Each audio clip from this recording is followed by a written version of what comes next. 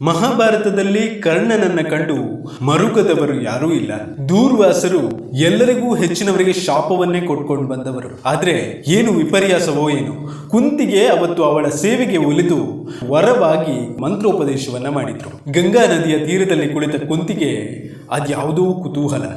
ಅಲ್ಲ, ಈ ಮಂತ್ರದಿಂದ ನಿಜವಾಗಿಯೂ ದೇವತೆಯರು ಬಂದು ನನಗೆ ಮಗು ಕೊಡ್ತಾರ? ಎದುರಿಗೆ ಕಾಣ್ತಿರುವ ಸೂರ್ಯದೇವನನ್ನ ಮಂತ್ರದಿಂದ ಆಹ್ವಾನಿಸ್ತಾಳೆ. ಸೂರ್ಯದೇವ ಪ್ರತ್ಯಕ್ಷನಾದವನೇ ಮಗು ಕೊಟ್ಟು ಅದೃಶ್ಯನಾಗ್ತಾನೆ. ಈ ಮಗುವನ್ನ ಅರಮನೆಗೆ ತೆಗೆದುಕೊಂಡು ಹೋದ್ರೆ ಮದುವೆಗಿಂತ ಮುಂಚೆ ಮಗುವಾಯಿತು ಅಂತ ಊರೆಲ್ಲ ಆಡ್ಕೊಳ್ತಾರೆ. ಅರಮನೆಯ ಮರ್ಯಾದೆ ಹೋಗ್ತದೆ.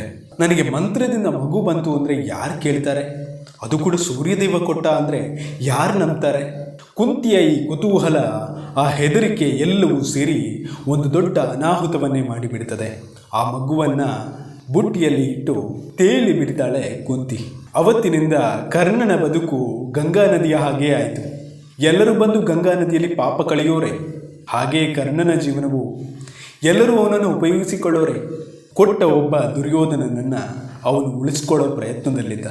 ಅವನ ಜೀವನವೇ ಬಯಸಿ ಹೋದದ್ದೆಲ್ಲ ಶಾಪವಾಗಿಯೇ ಅವನಿಗೆ ಬಂತು. ಯಾಕಂದರೆ ಕುಂತಿಗೆ ದೂರ್ವಾಸರು ಕೊಟ್ಟ ಆ ಒಂದು ವರವನ್ನು ಆಕೆ ವರವನ್ನು ಶಾಪವಾಗಿ ಮಾಡ್ಕೊಂಡು ಬಿಟ್ಟಿದ್ಲು. ಕುತೂಹಲ ಬೇಕು, ಆದರೆ ಅತಿಯಾದರೆ ಅಮೃತವು ವಿಷವೆನ್ನುವ ಮಾತು ಯಾವತ್ತೂ ಸುಳ್ಳಲ್ಲ.